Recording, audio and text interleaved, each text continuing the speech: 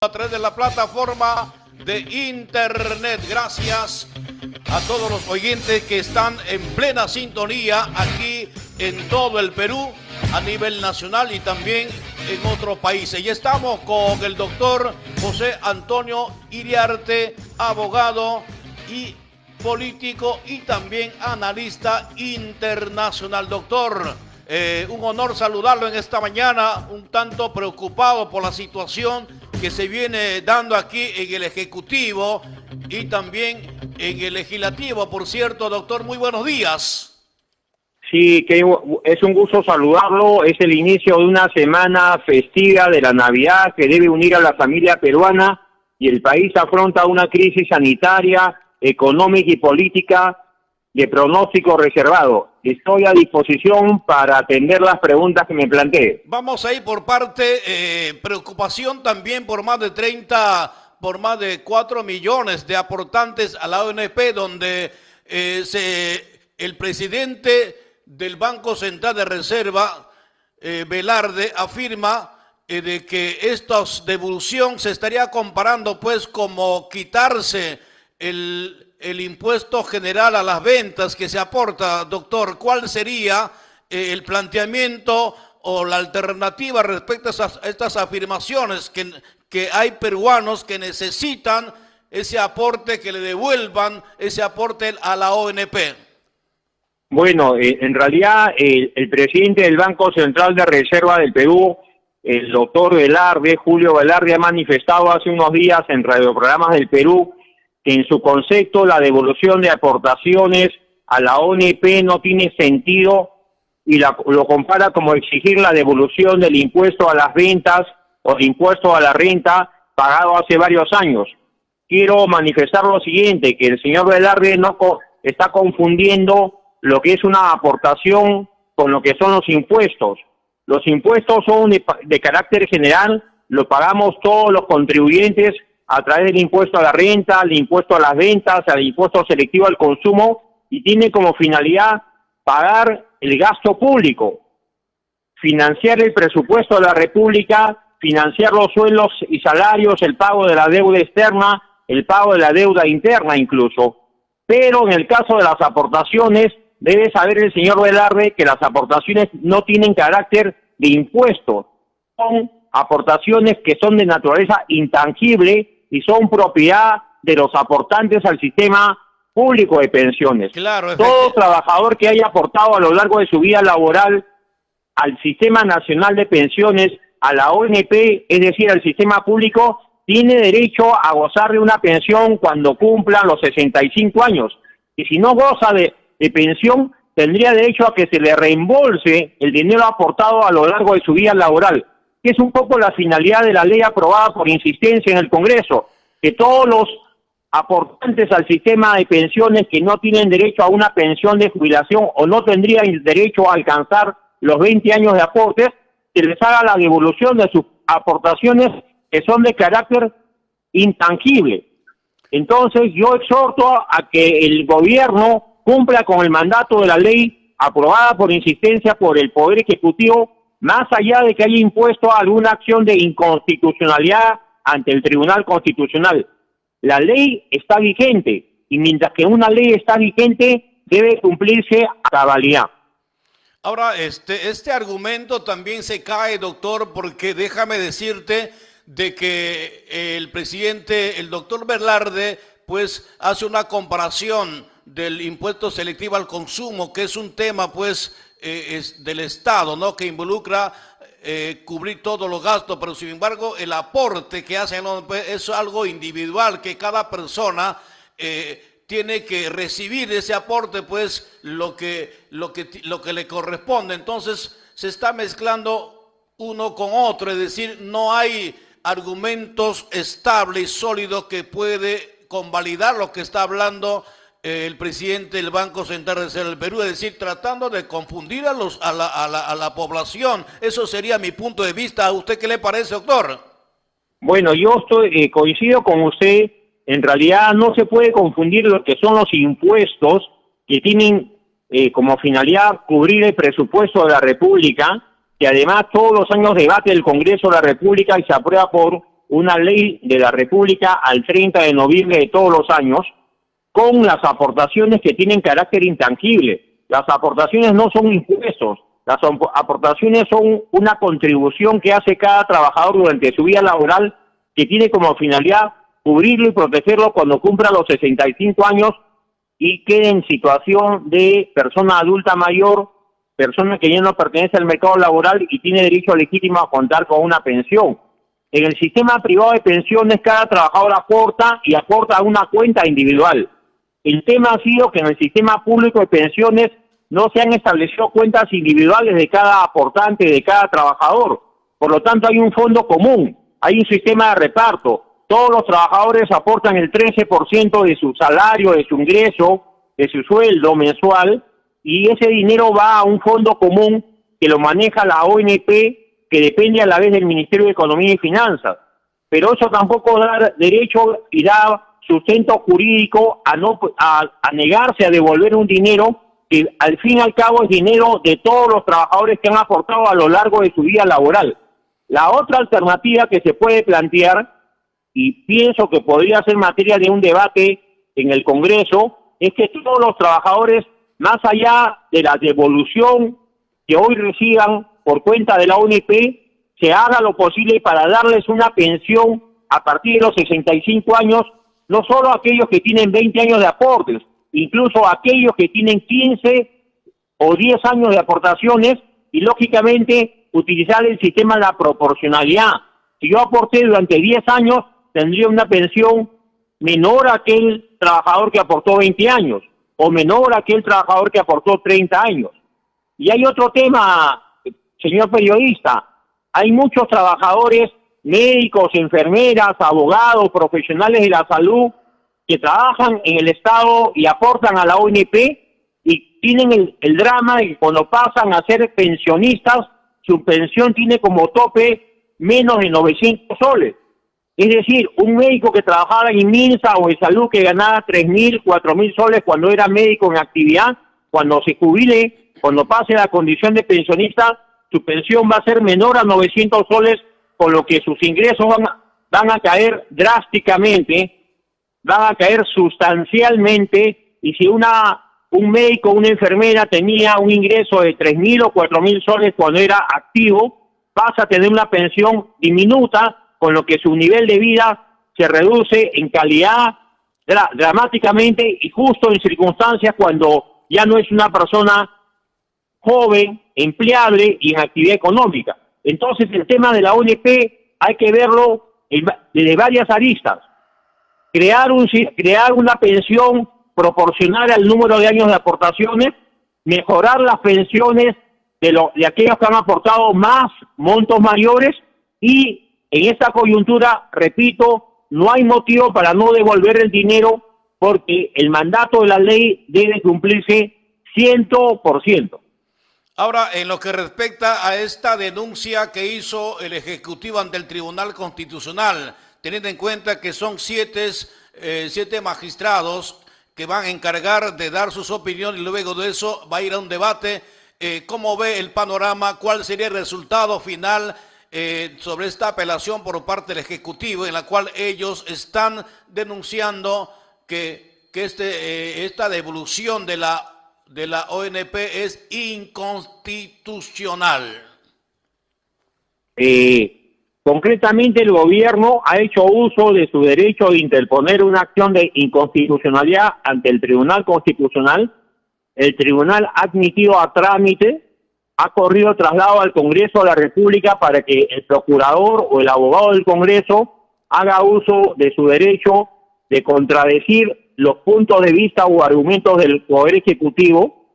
Ese es un proceso que demora varias semanas. Yo creo que el próximo año, en enero, probablemente a fines de enero, el Tribunal Constitucional ya pueda convocar audiencia pública para, teniendo el punto de vista del Poder Ejecutivo, o sea, del Gobierno, y el punto de vista del Congreso, se debate el tema en una audiencia, se dé la palabra a los abogados del Gobierno y del Congreso, y luego, en un debate de los 7 magistrados, ellos resuelvan conforme al marco constitucional y al derecho resuelvan con una sentencia que puede ser procedente o improcedente. Si fuera improcedente la demanda interpuesta por el gobierno, la ley sigue vigente en todos sus extremos. Si la ley es declarada inconstitucional en parte, habría que derogarla solo parcialmente, o de lo contrario, se deroga totalmente si así lo manda la sentencia. Lo que el Tribunal Constitucional va a dar en su momento es una sentencia que es de carácter obligatorio su cumplimiento. Pero repito, mientras que el Tribunal Constitucional no se haya pronunciado, y no lo puede hacer ahora, no podría hacerlo porque el procedimiento está en trámite, está en curso. Mientras que esto sucede, el gobierno tiene el deber, la obligación imperativa de pagar y cumplir con la devolución de los aportes mandados por la ley aprobada por insistencia por el Congreso de la República. Doctor, y ahora, bueno, hay que esperar esto, ¿verdad? Que hay mucha incertidumbre y mucha esperanza por parte de los aportantes también, que vienen exigiendo de alguna otra manera, haciendo pues protestas, algunos con huelga de hambre, y de alguna manera también ahí vienen presionando para que esto se resuelva de una vez por todas. Ahora, doctor, estamos ya finalizando este año y las esperanzas han caído totalmente de más de 30 millones de peruanos en lo que respecta al anuncio del expresidente Martín Vizcarra de que sí o sí el pueblo peruano va a contar con la vacuna para afrontar y paliar pues esta pandemia del COVID-19 que ha dejado muchas familias con tristeza por la pérdida de sus familiares, valga la redundancia, y también pues de las muertes que se ha ocasionado, doctor. Sí, efectivamente, el año 2020 a nivel mundial, a nivel de Europa, de los Estados Unidos y sobre todo en el Perú, ha significado la muerte de miles de compatriotas. Prácticamente no hay ninguna familia peruana que no haya perdido un ser querido. Estamos viviendo momentos difíciles. Se habla de un rebrote del virus en Londres e Inglaterra, y se habla de una segunda ola que llegaría al Perú de manera inminente en los próximos días. Y en medio de todo esto, desde el primer día que se decretó, se conoció la pandemia y se decretó casi un acuartelamiento de todas las familias peruanas, el presidente Vizcarra utilizaba las conferencias de prensa diarias para mentir al país y hacer creer de que el Perú estaba a puertas de comprar vacunas para garantizar la vida de todos los peruanos. Se ha conocido en los últimos días que el Perú no ha comprado una sola vacuna, mientras que sí lo ha hecho Ecuador, Colombia, lo ha hecho Chile, donde se han comprado cerca de 20 millones, Colombia, donde se han comprado 40 millones de vacunas, y bajo el supuesto de que cada persona tiene derecho a que le vacunen en 2 oportunidades. Prácticamente Ecuador, Colombia y Chile están garantizando la vacunación de al menos el 50% de su población total, sobre todo de las personas más vulnerables. Es inaceptable que el presidente Vizcarra o el expresidente haya mentido y siga mintiendo hoy, porque de una manera burda dice que él estuvo por comprar las vacunas, estaba todo listo, pero que en ese momento lo bajaron. Que no sea mentiroso el señor Vizcarra, que no sea canalla el señor Vizcarra, que el señor Vizcarra tenga la hombría de decir la verdad. Todo proceso de compras de vacunas que ha iniciado en mayo, que ha iniciado en junio, ha tomado varios meses de negociaciones y ha significado, como ocurre cuando una persona quiere comprar un proyecto habitacional o un departamento en planos, en preventa. Aún no está el edificio construido, aún no está el departamento disponible, pero uno lo separa. Uno paga una cuota inicial, uno se compromete cuando exista el departamento a cancelarlo y el vendedor a entregar. Igual pasa en el tema de la vacuna. El Perú debió contratar, separar, dar un adelanto, una inicial, y cuando la vacuna existiese, ya existen vacunas, la empresa farmacéutica o el laboratorio se comprometía a entregar la vacuna con el pago del saldo pactado. Eso es un proceso. Yo como abogado lo conozco. Está establecido en la ley de contrataciones del Estado y el señor Vizcarra no necesitaba del Congreso, no necesitaba de ninguna ley del Congreso para comprar las vacunas. Era su potestad, su facultad, podía hacerlo. No lo hizo y nos engañó a todos los peruanos. Doctor, ¿cuál podría haber sido el motivo de este accionar maliciosamente por parte del expresidente que hoy perjudica a más de 30 millones de peruanos, poniendo en riesgo la vida de todo prácticamente de los peruanos? Bueno, yo creo que es el accionar del señor Vizcarra, más allá que sea un mitómano, tiene carácter delictivo. El que miente siendo funcionario público ya comete un delito. El que calumnia comete un delito. El que oculta información comete un delito. El que no dice la verdad ante el Congreso, ante el país, ante la opinión pública y hace creer que ya todo está avanzado, que se trata solo de la firma y que han habido además impedimentos para que él actúe, está faltando la verdad. Yo creo que el señor Vizcarra merece ser demandado ante los tribunales nacionales por haber puesto en riesgo a toda la población del Perú durante la cuarentena, a lo largo de estos meses y sobre todo por haber no haber hecho nada para comprar las vacunas, ni siquiera dio un adelanto, ni siquiera separó las vacunas, ni siquiera firmó un contrato preparatorio, no hizo nada y eso tiene un carácter delictivo. El señor Vizcarra debe ser en su momento condenado por delitos de lesa humanidad, porque pone en riesgo la vida de millones de peruanos que se ven afectados por una pandemia casi incontrolable, porque si en Londres, si en los países de mayor desarrollo no pueden controlar el virus, que se viene mutando, cambiando, aparecen nuevas versiones, ¿no? Nuevas cepas, como dicen los científicos, estamos ante una situación que va a comprometer la vida de los peruanos no solo en diciembre, no solo en enero, probablemente a lo largo del próximo año 2021. Por lo tanto, por lo menos no mintamos, no ocultemos la verdad y por lo tanto, insisto, creo que el señor Vizcarra, más allá de su conducta de mentir, debe ser demandado por haber puesto en riesgo la vida de millones de peruanos.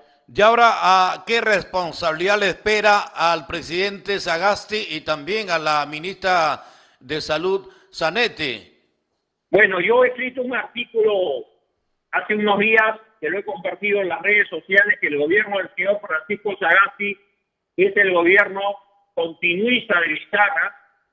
Para mí el señor Sagasti es Vizcarra 2 y la prueba de que es Vizcarra 2 es que mantiene a la señora Macetti en el cargo de ministra de Salud y la prueba de que es Vizcarra 2 es de que ha dicho que no tienen por qué investigar nada, que no es el momento de investigar, pero tampoco ha propuesto nada, porque si algo caracteriza al señor Sagasti es que su conferencia de prensa, que son casi un somnífero, que adormecen a los ministros, que no les queda otra cosa que dormir en plena conferencia de prensa. El señor Sagasti no solamente es una persona que no sabe comunicar, sino que oculta la verdad y es cómplice del gobierno de Vizcarra y cómplice del señor Martín Vizcarra.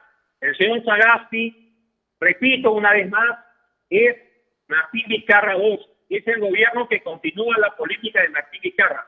Ambos son cómplices y ambos deberán ser denunciados, procesados y seguramente condenados por los graves delitos cometidos. Qué bien, doctor, la conclusión final que ha dado y gracias por su participación y hasta la próxima semana, doctor. Gracias y muy buenos días. Sí, buenos días. Solo una aclaración. Les ha hablado José Antonio Torres Iriarte. Hago la aclaración por un error que se hizo al mencionar mis apellidos al inicio de la entrevista. Una feliz Navidad para todos. Es el momento de acercarnos a Dios, acercarnos al Todopoderoso, invocar por la salud de todos, por el futuro del Perú e incluso por el futuro de la humanidad que está en riesgo en estos momentos ante una pandemia que parece incontrolable. Muchas Buenos gracias, días. doctor, y muy buenos días. Buenos días. Llegamos a la parte final, amigos oyentes. John Eric y Wilson Asnate, te recomendamos. Si estás sano, no tienes nada, no te hagas el loco, no seas mentiroso, no seas ocioso, no seas ratero. Trabaja, trabaja y trabaja.